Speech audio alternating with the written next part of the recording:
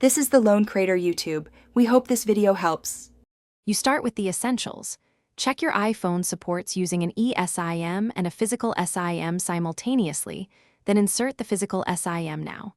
Once done, connect to Wi-Fi and update iOS so carrier profiles install smoothly. Next, open Settings and tap Cellular, then add Cellular Plan. Use your carrier QR code or enter the activation code. I'll explain why. Updating avoids profile conflicts, and adding the eSIM first. Now you configure how the two lines behave and why each choice matters.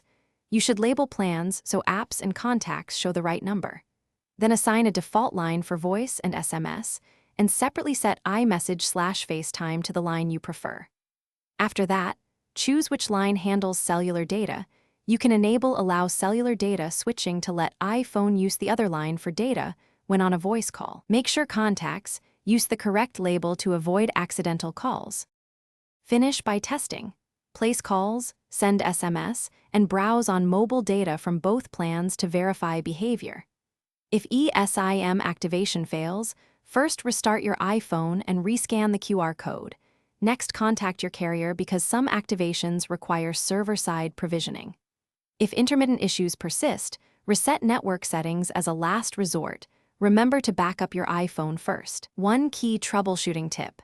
Carrier provisioning and iOS updates are most common causes, so keep both current and verify carrier support before big changes. Thanks for watching. Consider subscribing if we helped you.